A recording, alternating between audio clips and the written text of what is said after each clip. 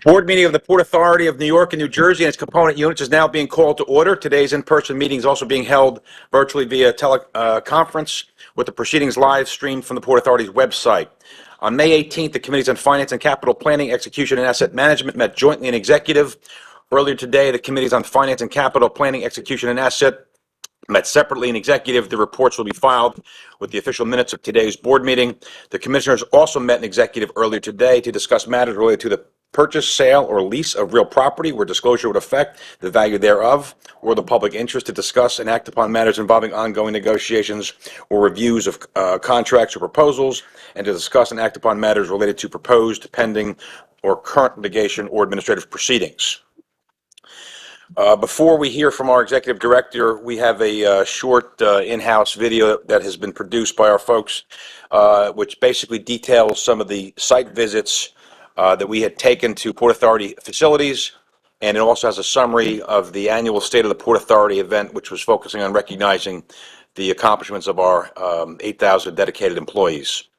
So David Compton, are you here? First of all, thank you very much, David, for all the hard work that you've done.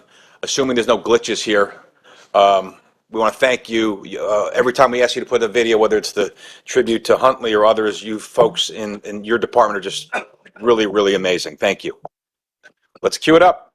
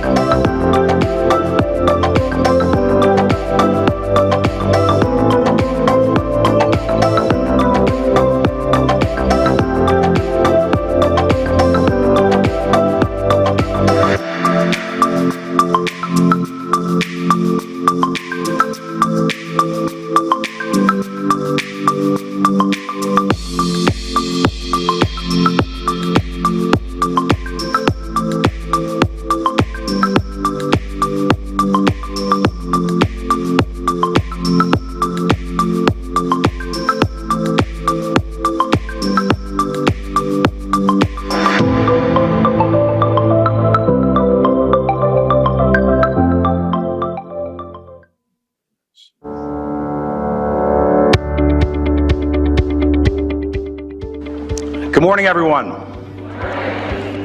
3 years, long time. Long time to not see these wonderful faces.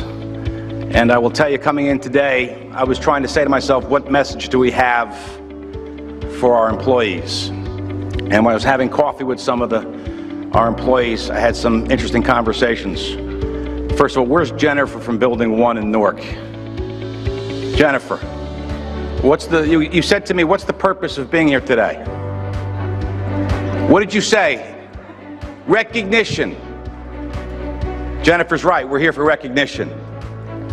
Recognition of the employees that have gotten it done for the last year, 2 years, 3 years. When we say recognition, I have to start at the top. My partner, Rick Cotton, came here in August of 17. From that very moment, you saw the trajectory of the Port Authority change.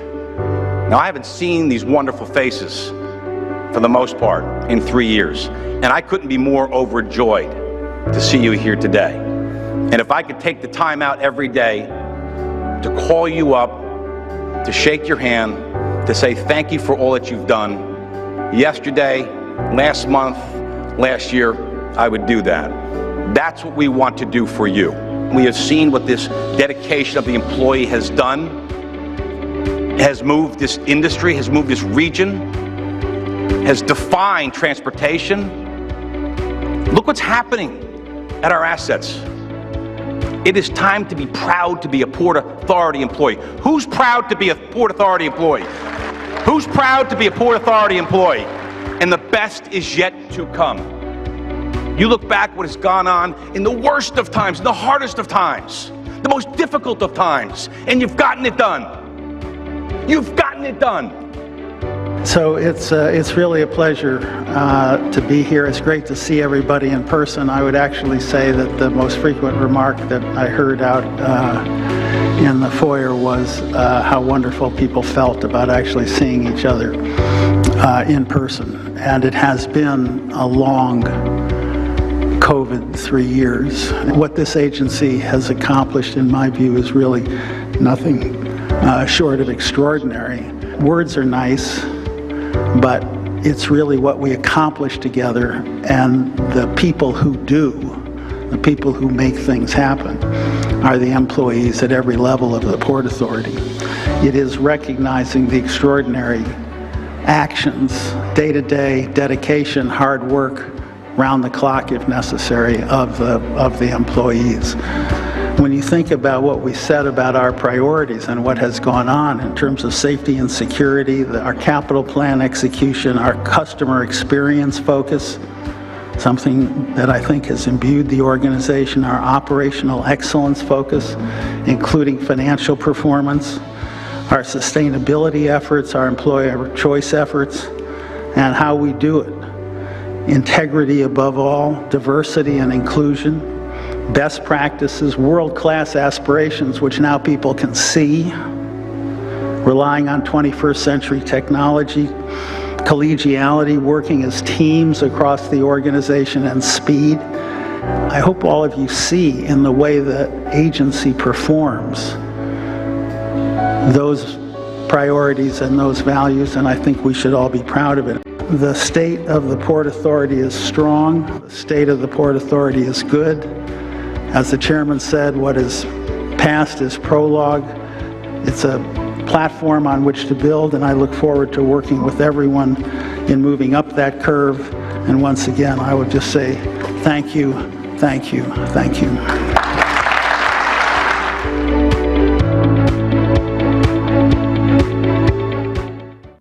Rick, before you start your executive report, your monthly report, Rick, since we've been at this, we have always made it a priority to go to the facilities to meet the employees. I think it's one of those most special connective things we can do, and I know we're going to plan to do more this summer, and to have the annual state of the port. I know we had COVID, we couldn't do it for a couple of years. It is just such a moment of, you heard the employees, such a moment of energy, and to see and talk and get the feedback from the employees. There's nothing that can substitute that, Rick, because we can't go face to face with 8,000 employees. But when we go out to the facilities in their environment, they'll tell us what's right, what's wrong, how we can help them, some of the problems that that doesn't trickle up to the top. Really cool, Rick, and I think we're going to continue that. Absolutely, Mr. Chairman. We start these meetings by saying thank you to the Port Authority employees. We close our weekly broadcast. Our additional thank you to the employees, and there's really no substitute for getting out to the facilities, both to see how they're operating, strengths, weaknesses, but also to talk to the people who work there, and that's the source of enormous amount of valued advice and connective tissue. Great, thank you. Your executive report, Rick? Yes, thank you, Mr. Chairman. I will be brief this month. Want to comment and focus primarily on the volumes that we're expecting in terms of the coming weekend, but really across the agency. As we move through the spring, volumes at our airports and bridges and tunnels continue to edge up. Newark and LaGuardia are hitting new record travelers each month. So we are not only past the COVID period, but we are now hitting new intensity every single month. For the month of April, passenger volumes at our 3 airports in total and vehicular traffic at our crossings were either at 29 values or indeed at the airport substantially above them. At our seaport, cargo moved was below the extraordinary levels that we saw in 21 and 22, but still 7% above April 2019. Say a little bit more in terms of the airports. As we approach the Memorial Day weekend, we project volumes at our airports during this peak travel period will continue to grow very substantially above 2019 levels, particularly at Newark and at LaGuardia. And those will be new records. 2019 levels were themselves records, and we're now surpassing them. Across our 4 commercial airports, 2.1 million passengers over the Memorial Day weekend are expected to be served, up 2% from 2019, and LaGuardia and Newark are expected to be up 9% and 8% respectively from 2019, which is really an extraordinary growth. To say a few more words about JFK, which is under the construction knife, the construction pace is intensifying very, very dramatically. As we approach the summer months, the construction program has intensified following the groundbreakings on the 2 largest terminal projects, which occurred late last year and early this year. At Terminal 1, the steel erection has begun for the terminal building, a big step forward, and there are also upcoming roadway changes and other important milestones at the Terminal 1 site. At Terminal 6, foundation work is well underway and roadway bridge construction will start this month. This rapid construction progress on our $19 billion investment program at JFK. But traffic management will be a key challenge. Presently, strong traffic management plans are being put into effect to handle this expected traffic during construction. But we continue to offer JFK airport travelers and really all travelers to our airports to consider mass transit for travel to and from the airport and to leave extra time when planning a trip that will take you to the airport over this coming intense travel period. I want to make one quick comment on our focus somewhat behind the scenes on cybersecurity. We have instituted multiple both outside consultations and intense inner look at our operations to be sure that we have a very strong cybersecurity posture. And just last week, the Port Authority hosted both New York State and federal agencies for a tour of some of the Port Authority's facilities to discuss where we are on our cybersecurity program. And our state and local partners, including consultation with the relevant New Jersey agencies, have really produced important suggestions and important initiatives which we are proceeding with. Finally, I just want to take note of really 3 personnel updates for the board. Since our April board meeting, Jim Heitman has been named Chief Operating Officer, bringing with him 37 years at the Port Authority and with a wealth of experience, including his time as Director of Aviation Development. We are also very proud that the Port Authority General Counsel, now previous General Counsel, Michael Farbiarge, was confirmed as a U.S. District Judge for the District of New Jersey. Amy Fisher, who has served the Port Authority since 2017 with great distinction as Deputy General Counsel and Director of Legal Affairs, has been named Acting General Counsel. And finally, want to take note that in late April, the Port Authority welcomed Chris Diamond to his new role as Director of Sustainability. Chris brings more than 20 years of public and private sector experience and will continue the Office of Sustainability's mission to lead the effort to become a net zero agency by 2050. With that, Mr. Chairman, I conclude my report. Thank you, Rick. With regard to our former counsel, Michael Farbiage, I was fortunate enough to actually see his courtroom. He's situated in Newark.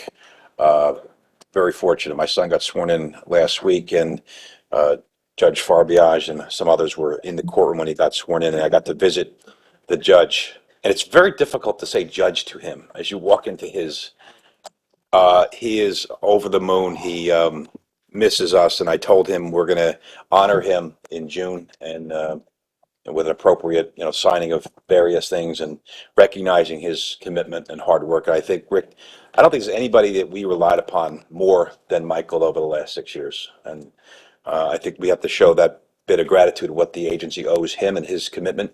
And that's coming up in June. Looking forward to it. Absolutely. It will be a wonderful opportunity to celebrate his contributions. All right, any questions on the executive director's report? All right, then at this time we have a presentation by our Chief Development Officer, Derek Utter, who will discuss the item concerning the development of the World Trade Center Tower 5 site to be considered for the board later today. Prior to the start of the presentation, I'll ask the corporate secretary to note any commissioner recusals. There are no recusals. Derek? Great, thank you, Chairman. You have the slides here.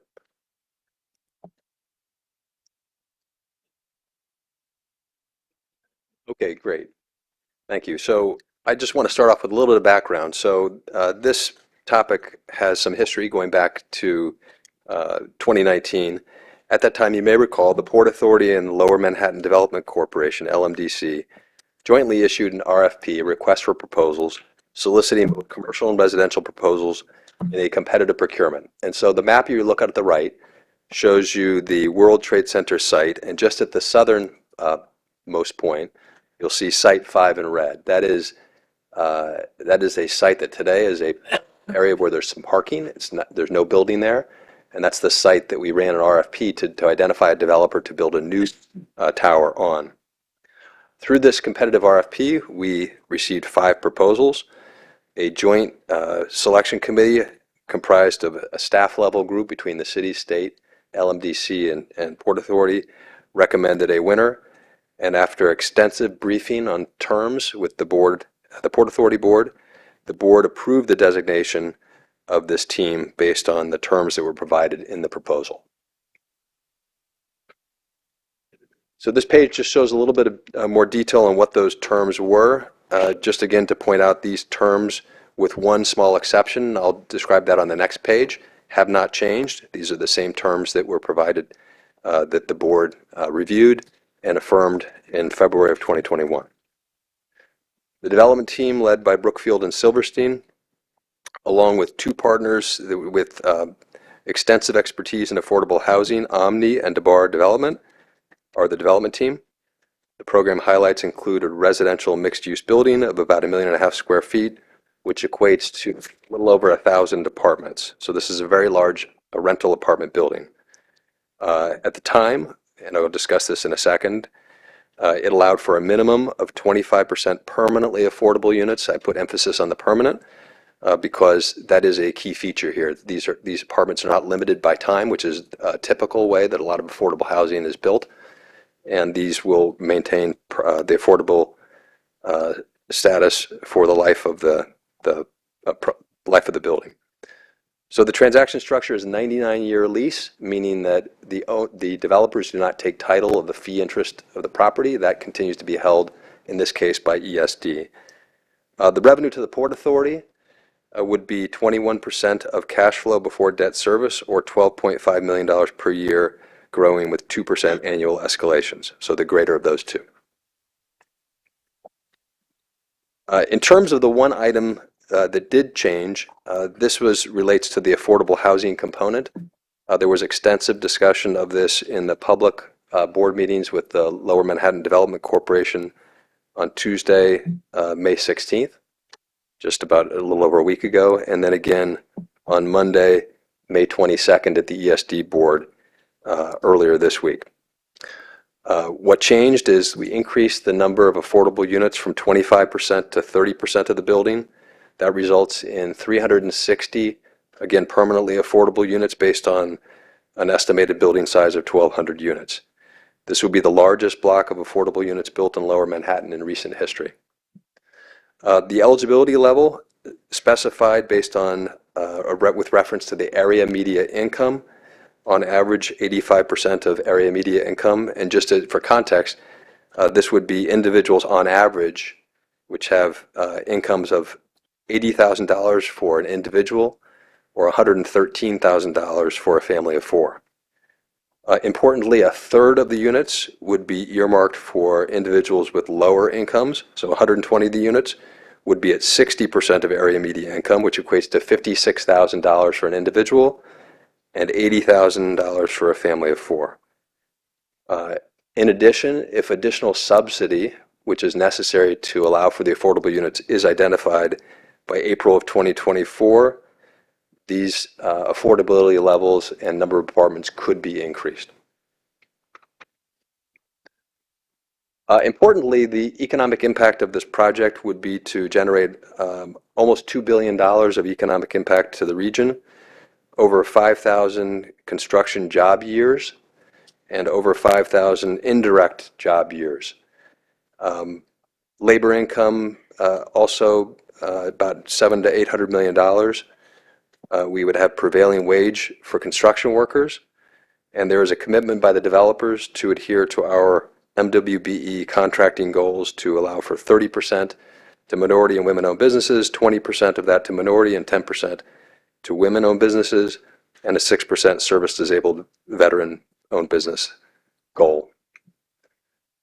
So our recommendation is that the board reaffirm the terms that were previously looked at over 2 years ago, and to approve the lease transaction with the Brookfield Silverstein team for development of the site. In terms of what happens after today, the next step is that there will be a final approval from the New York State Public Authorities Control Board this summer. So with that, I'll conclude my comments. Take any questions. Great, thank you very much, Derek. Any commissioners have any questions for Derek? All right, seeing none, we will defer voting on this action until after the speaker's program. Thank you, Derek. Thanks. We will now provide an opportunity for members of the public to comment on the Port Authority matters. This public comment period, which may be limited to 30 minutes in total, provides an opportunity for members of the public to present their views directly to the board, but does not provide for a dialogue. Members of the public wishing to discuss specific issues, we ask you to reach out to our staff, and we will put you in contact with the appropriate department. Speakers are asked to comply with a fixed time limit of 3 minutes. All right, so we have a total of 19, now 18 speakers. So we have 1, 2, 3, 4, 5 have submitted letters. Jim? That's correct. You just want to read off those 5 and their topic? Sure thing. Moses Gates, Regional Plan Association, 5 World Trade Center Development. Carol Lamberg, 100% affordable 5 World Trade Center. Registered for, she submitted a statement on 5 World Trade Center. Chris Adair on late night path service and the exclusive bus lane at the Lincoln Tunnel. Mariama James from Community Board 1 on 5 World Trade Center. And Lucian Reynolds, Manhattan Community Board 1 on 5 World Trade Center. Right. And we have Emily Lung, who is submitting a letter, and now she's going to speak. That is correct. All right. Emily?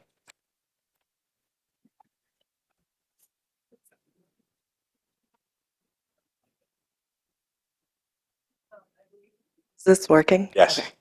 I believe we also submitted it as a written comment. Okay. Before That'll be attached to the record. Good morning, everyone. My name is Emily Lang. I'm here today speaking on behalf of State Senator Brian Kavanaugh, who represents the 5 World Trade Center site. Over the course of the past 2 years, elected officials, Community Board 1, and community advocates have engaged in numerous discussions with your agency, LMDC, and ESD, and urge you to find a path to providing more affordability in the proposed building for 5 World Trade Center, which is located in a community that has lost affordable housing at a particularly high rate for decades.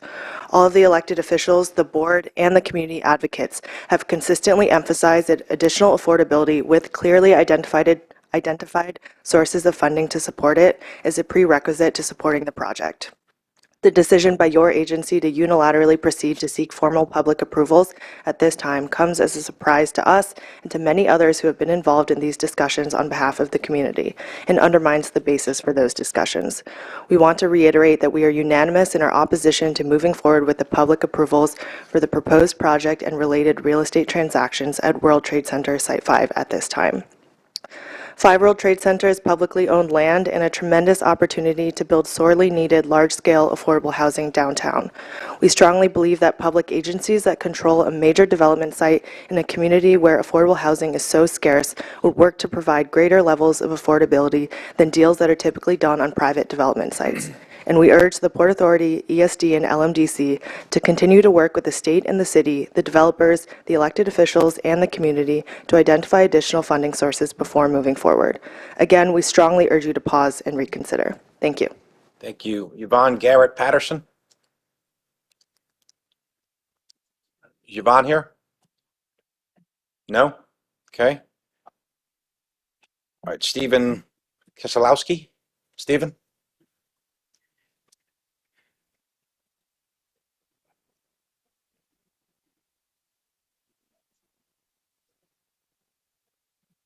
Morning, Commissioners. I'm returning to you here again today about a subject mentioned in the last meeting, which was sexual harassment, hostile work environment at the Harrison Car Maintenance Facility. I want to apprise you of the situation. There was a hearing with management, and the current foreman was found at fault for committed acts. However, was permitted to return to work in the same department, supervising the same employees, with what equates to a slap on the wrist for what has occurred. The Port Authority says they have zero tolerance for such behavior, and the EEO has not even finalized their investigation into this matter, and yet they allowed the current foreman to return to work in the same capacity. I followed the correct channels in this matter, and it appears my efforts have been fruitless. Management stated the current foreman received proper discipline for the acts committed. I believe this was ineffectively handled from the start. Employees notice how this has transpired and are shocked and appalled at the end result. If the EEO concluded their investigation in a timely manner along with conducting proper interviews, I would not be standing before you today. As previously stated, no one should be subject to these working conditions. Thank you for your time and consideration. Please enjoy your Memorial Day, and thank a veteran for their service. Thank you, Stephen. Murray Bowden?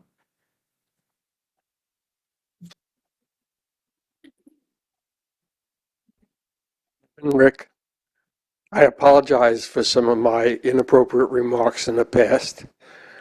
I've learned new things, and I find that some of the things I criticized you for were not proper. You have been extraordinary, and your video this morning reinforces my idea that you understand the people you work with.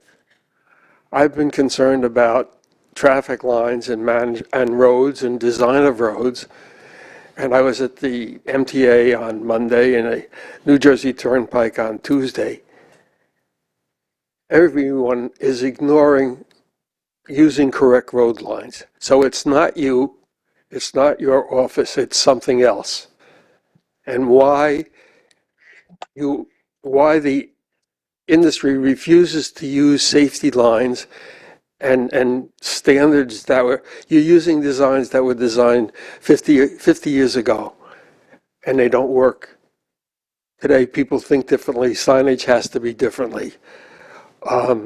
So it's beyond you. It's somewhere out there that needs to be corrected, and it's a national problem.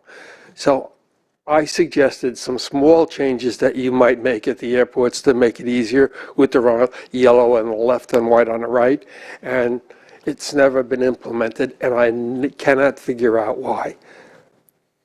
I use a wheelchair now because I can stand a little bit.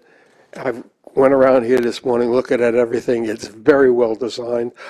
I just have to learn where the places are to press the button to open the doors.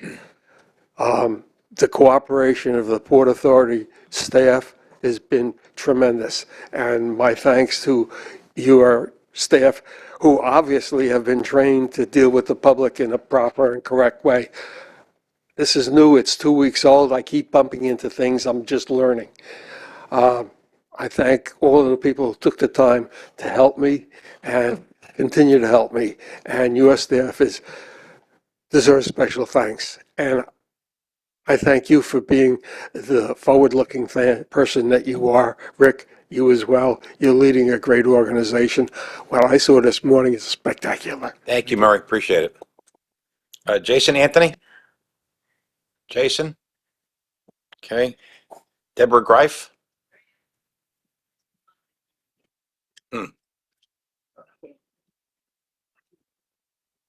First, I want to say I enjoyed your video, and I'm very happy you're going to be building a lot of affordable housing, but truthfully, when you saw me shake my head, that's really not affordable.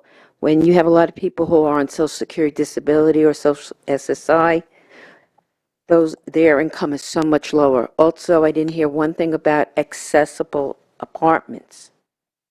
That is a major problem because you see very few buildings are being built truly accessible. Also, you have agencies like Office of Persons with Developmental Disabilities, Office of Mental Health and Hygiene, OASIS. These agencies need they need affordable, accessible housing. They have agencies that would be paying you money so that they can have individuals or different people with disabilities to be able to live there. So I'm glad with that. When you're building, fixing Kennedy Airport, can you please make sure there's more accessible ways to get in, but also true Access-a-Ride stops? Because when Access-a-Ride tries to bring you into an airport and everybody's blocking, it's not fair. It takes forever to get someone like myself off. I have to use the bus, the Access-a-Ride bus, because I have other disabilities that are hidden, but that's the way I have to travel. And I also hope, I was asked to do this by my son, as you know, and you know that the New York MTA is doing what they call Omni. Yes, I brought a lot of brochures because he asked me to. Yes, they made a video, and yes, I am in the video, and my nickname by everyone is Omni Woman. Why? I'm one of the testers, and it's a great way to tap. Like, here's my card, I tap it quick. My cousin who has hand tremors finally can pay without me doing it for her or my son. But what we're hoping is that the Port Authority will be participating with New York, because I'd love to see your air trains at half fare. I'd like to see it's easier to get onto PATH, half fare. When they come and show it to us, I know they've gotten on half fare, so I'm asking for the same. So I'm just asking, please also advertise what services you give for people with disabilities, because we need to know if our child in the autistic spectrum has a meltdown. I don't want them to be arrested. There's a quiet room. So please think of that. Thank you. Thank you. Jill Goodkind?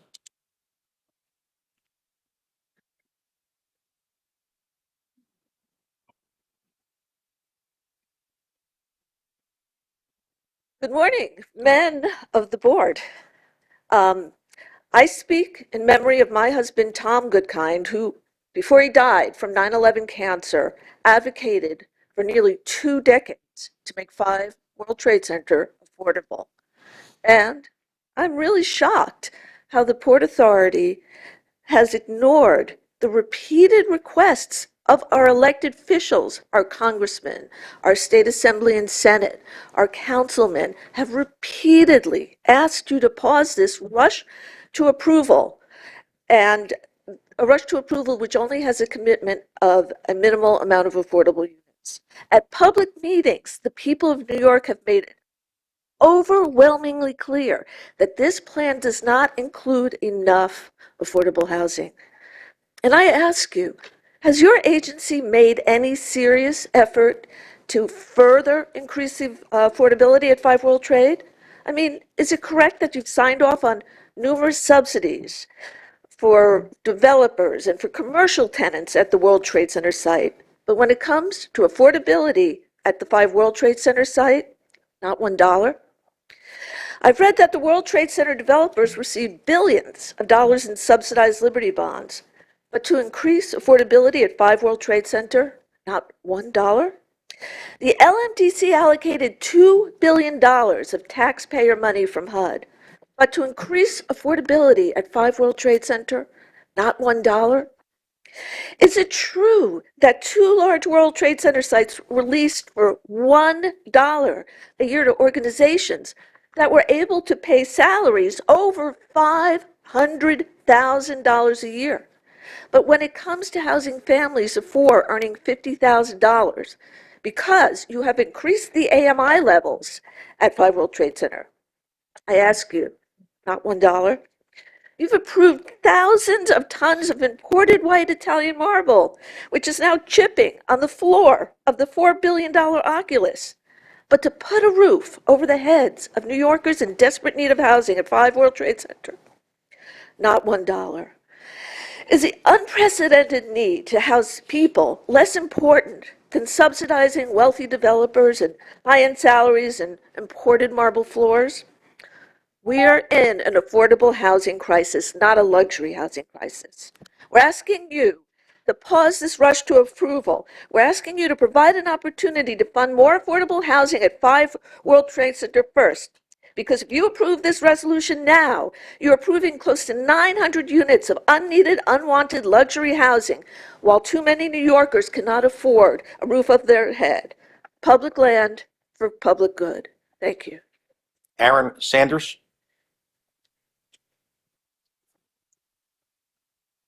Thank you, Commissioners, for the opportunity to submit testimony on the behalf of the Association for a Better New York. My name is Aaron Sanders, and I am the Public Policy Director at ABNY. We are pleased to learn that the Lower Manhattan Development Corporation unanimously approved this project. ABNY is a nonprofit organization dedicated to the advancement and support of New York City's people, businesses, communities. We are a 52-year-old civic organization representing community stakeholders, including corporations, nonprofits, unions, and government authorities. New York City's housing crisis is impacting the livelihoods of all New Yorkers, but particularly low and moderate income New Yorkers. The creation of 5 World Trade Center is an integral step forward in addressing the New York City's housing shortage by providing much needed quality housing for New Yorkers. The building will provide approximately 1,200 rental units, of which 30%, or approximately 360, would be permanently affordable. The development by itself would deliver 5 times the number of affordable housing produced across all of Lower Manhattan in a typical year.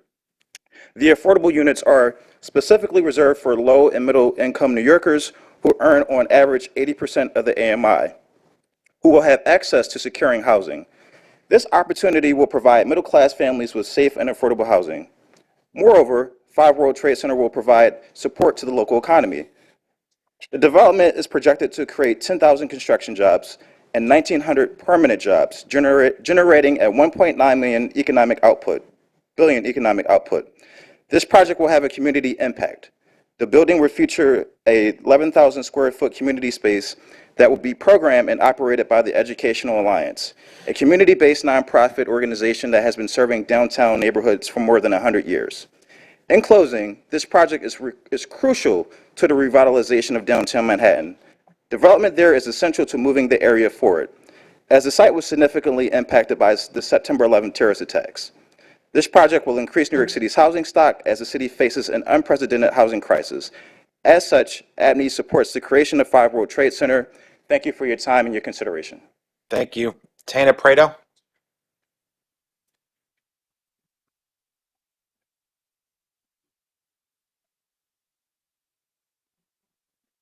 Good morning. My name is Tina Prado. I'm the Chief of Staff of the Downtown Alliance, and I'm here to read a statement. What was once an overwhelmingly commercial district, Lower Manhattan is now a vibrant use community. The neighborhood is home to over 63,000 residents and a diverse mix of over 1,000 restaurants and retailers.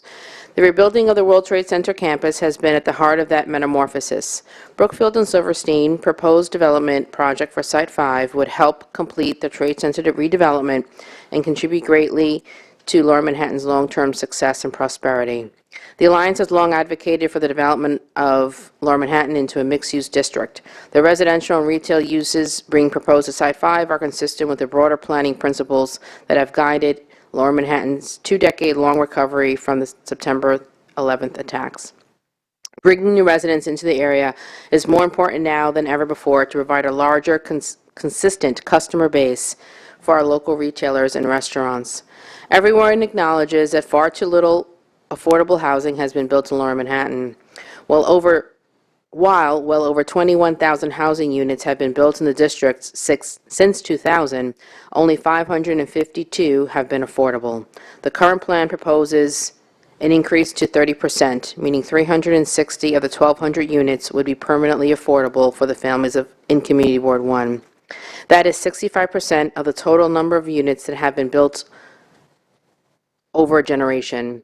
Not only does this project provide that many units, it does so without public subsidy and with permanent affordability.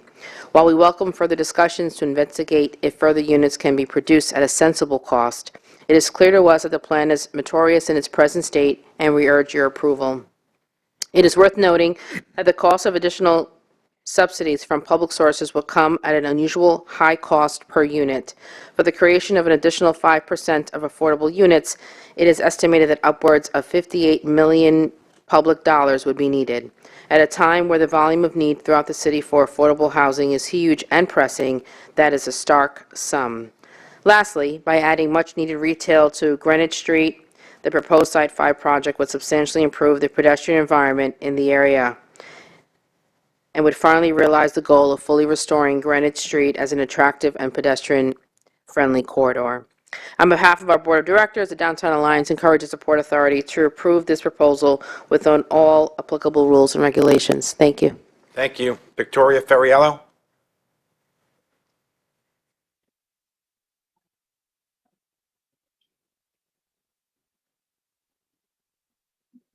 Good morning. Oh, no, it's good afternoon, Good afternoon. board members. Thank you for having me. I am Victoria Fariello. I am a Democratic District Leader here in Lower Manhattan, which encompasses the World Trade Center. I'm also a member of the Coalition for 100% Affordable 5 World Trade Center. But before I begin, I want to note that it is my understanding that the vote today on 5 World Trade Center would be in violation of the Port Authority's bylaws.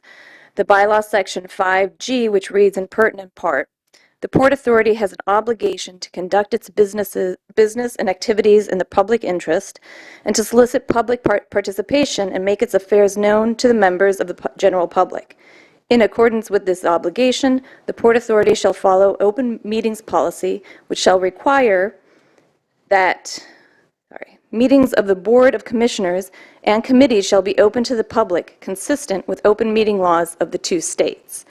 The New York State Open Meeting Law, Section 103(2)(e), which would apply here, specifically requires that resolutions be posted at least 24 hours prior to the meeting, during which the record will be discussed. Yesterday at 3 p.m., the resolution had not yet been posted to the website. I respectfully suggest that you postpone the vote on this item, lest it be found invalid. Now, to the merits of moving forward on this resolution, I would like to reiterate the call for 100% affordable housing. I'd like to note that the 5% increase of affordable units comes at the cost of raising the AMI. Respectfully, the question you need to ask yourself is if you want to be part of a legacy that builds 900 luxury units on public land where 2 firefighters perished in the midst of a housing crisis. Or are you willing to work with the community to build a truly affordable building that can house the very people who rebuilt Lower Manhattan? I urge you to do the right thing. I urge you to show your respect for 9/11 survivors and first responders and demand a plan for a building with far more than 30% affordable units. Ideally, 100%. Thank you. Okay, Connor Allerton?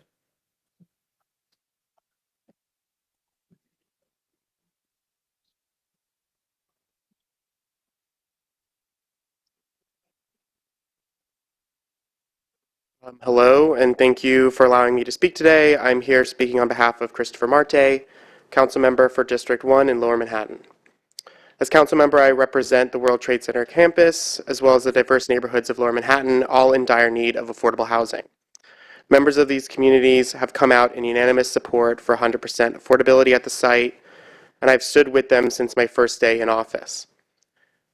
This current 30% proposal, 5% more affordable units than originally proposed at higher average incomes, is not more affordable and is not enough. This is a unique opportunity to demonstrate to New Yorkers that their livelihood and their basic needs are more important than cutting costs, and that affordable housing is not just a sweetener for luxury real estate deals. We should not shy away from investing public money into the public. That's what it's there for, and that is what we as public officials are tasked with doing. I want to reiterate on behalf of the district I represent my opposition to an approval of the plan as proposed today, and demand alongside my fellow elected officials that the Port Authority, LMDC, and ESD work with us to exhaust the numerous funding sources identified at the city and state levels that could make this project as affordable as possible for the New Yorkers who desperately need it.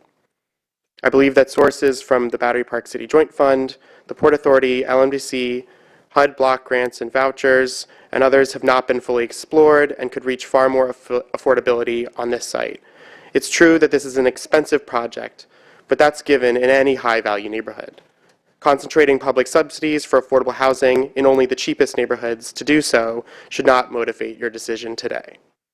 Again, this is a unique opportunity, and I urge you to pause this action until we can fully realize the potential of this site and provide the affordable housing New Yorkers need and deserve. Thank you. Carlo Casa.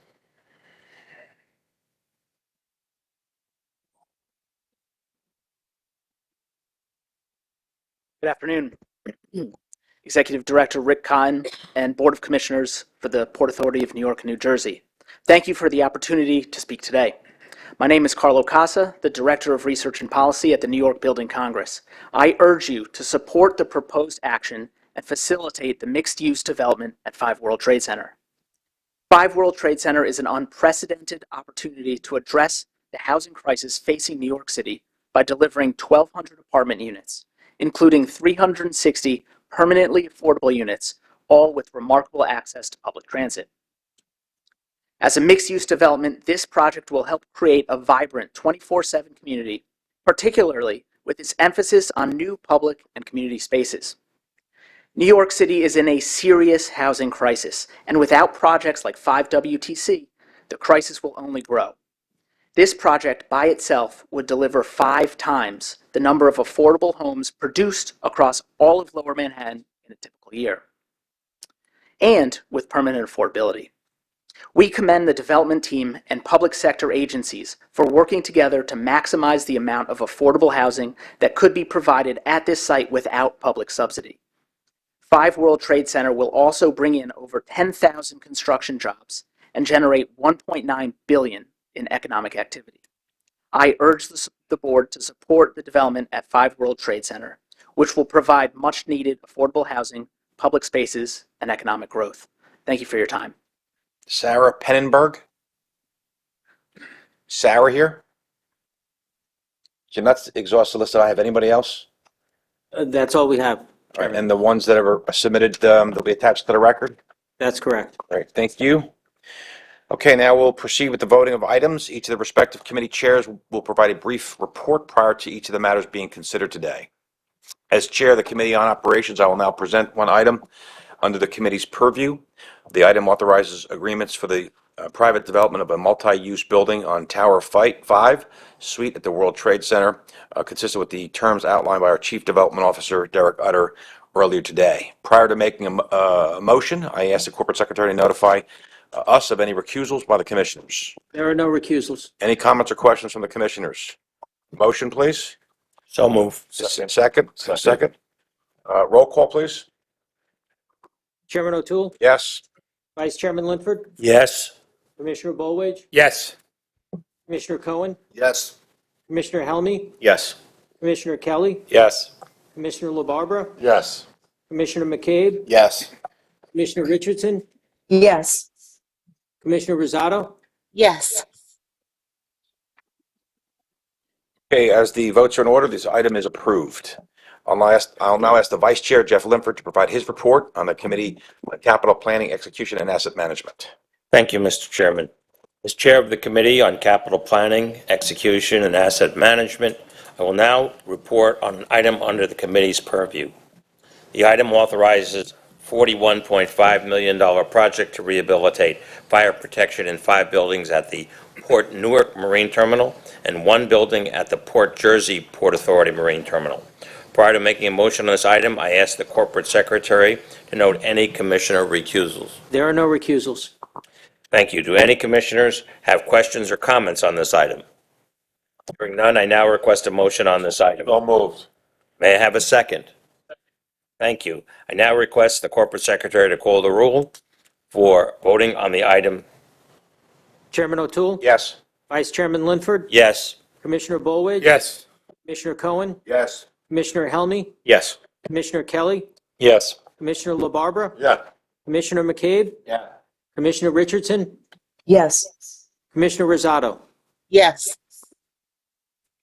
As the votes are in order, this item is approved. I turn it back to our chairman, Chairman O'Toole. Thank you very much. There being no further business, move to adjourn. So moved. In a second. All in favor? Aye. Meeting's over. Wishing everybody a safe and peaceful Memorial Day weekend. See you next month. Thank you. Same to you.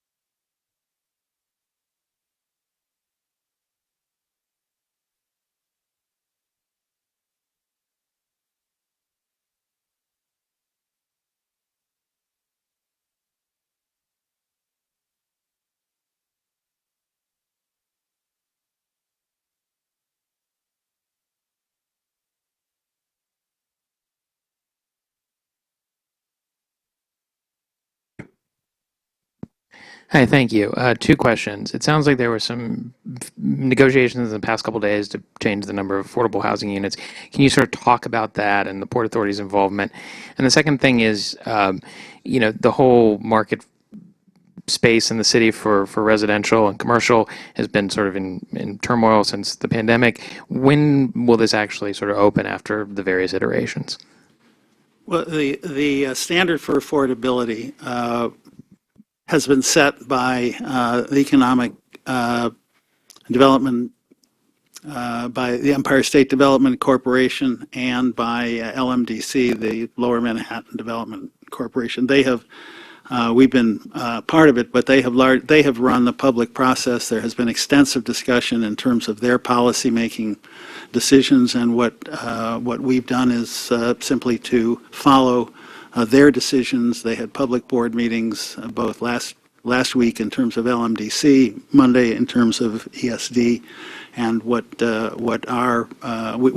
we have followed their standard setting.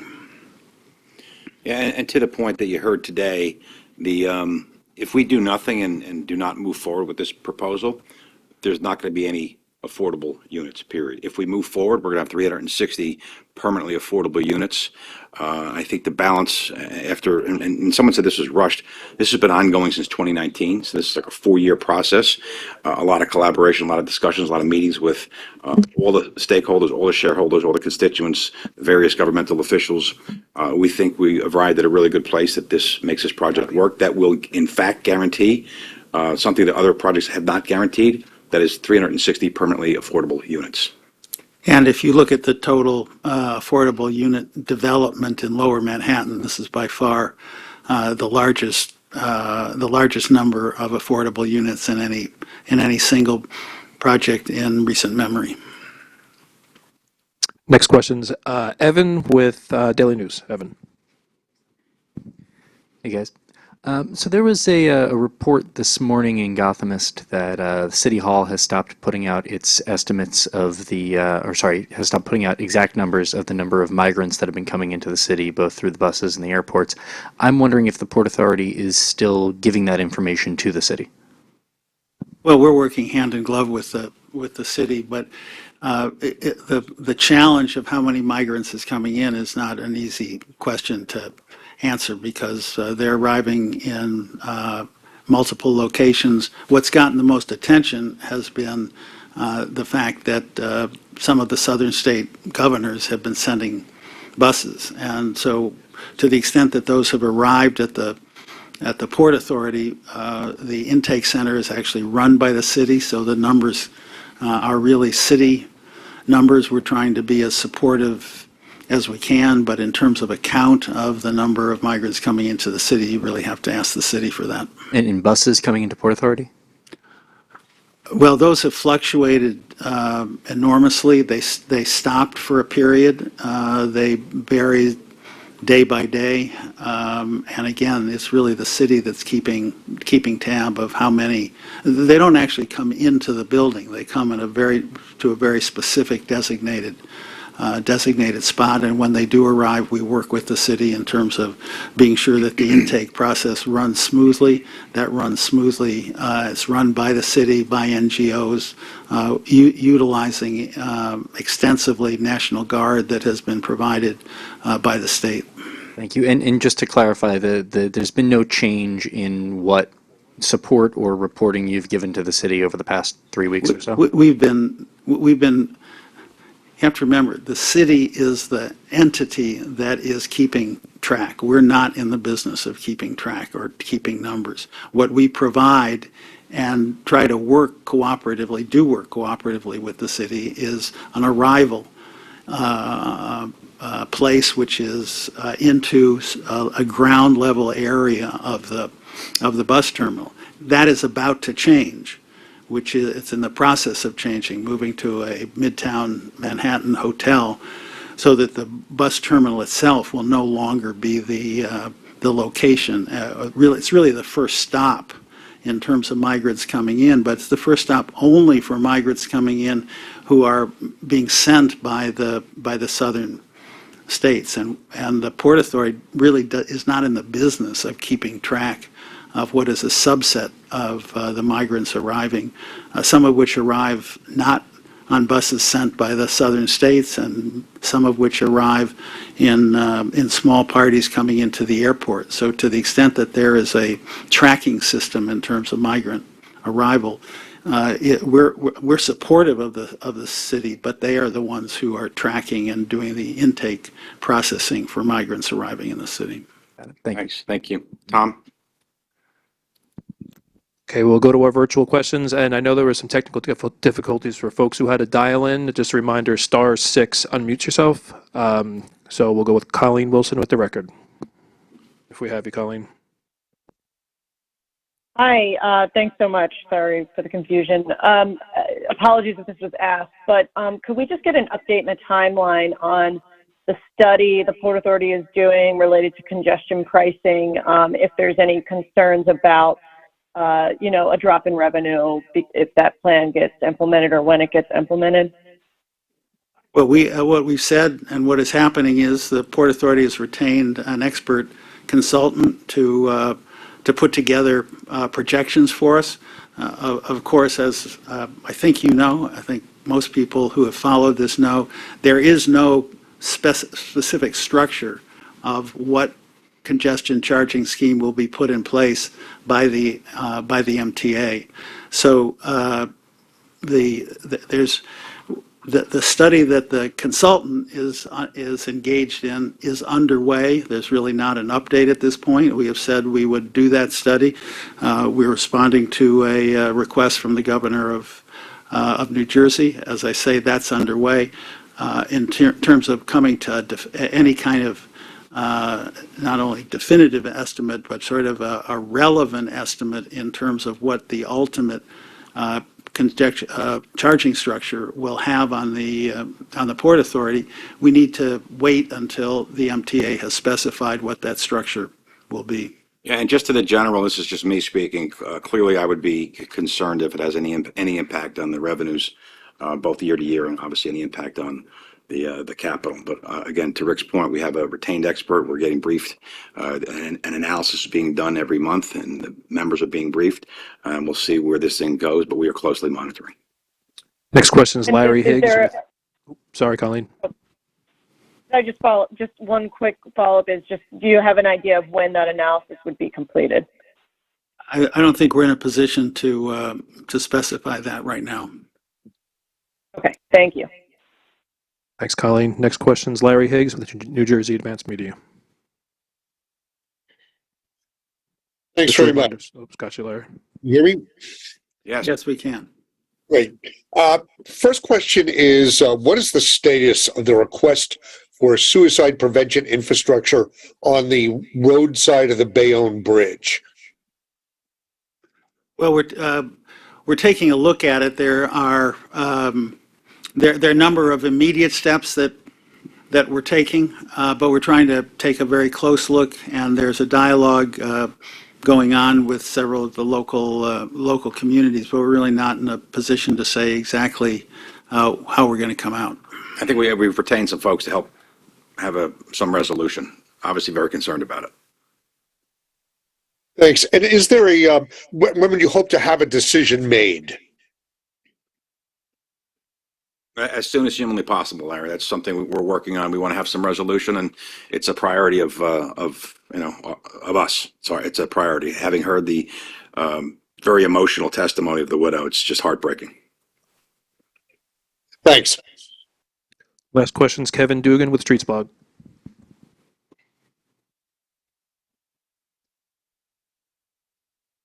Hi, can you hear me? Yes. Thanks for taking my questions. My first one is, I wanted to see if you guys had any update on the Midtown Bus Terminal project. I haven't heard much on that in a while. Is the timeline still the same on that? It's absolutely at the top of the priority list in terms of major projects that we're in the process of advancing.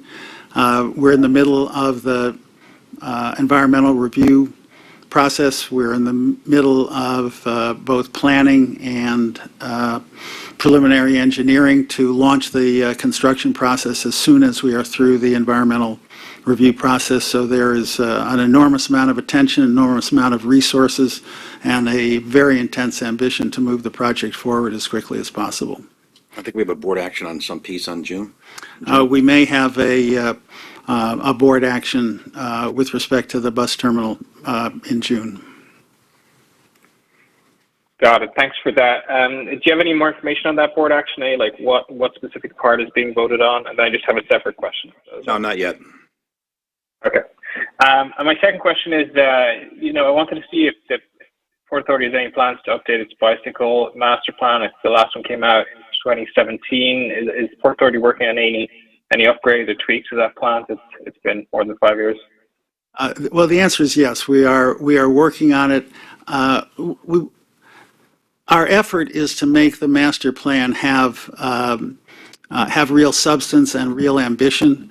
Our facilities obviously are in various places, and so part of what we're looking at in terms of the master plan is how do we connect what we might do at our facilities with other efforts in New Jersey with individual municipalities, in New York City with the city, but the goal would be to wind up with our efforts complementing and augmenting and connected with the surrounding area. So yes, we're working on the master plan. We want to put it out, but the challenge is to make sure that when we put it out, it has been well coordinated with the areas and neighborhoods surrounding our facilities. Thanks. Is there any timeline on when you might put that out? I can't really give you a timeline at this point other than to say, again, we want to move forward as expeditiously as possible. That's it. Thank you, everyone. Thank you all. See you next month. Good weekend. Thank you.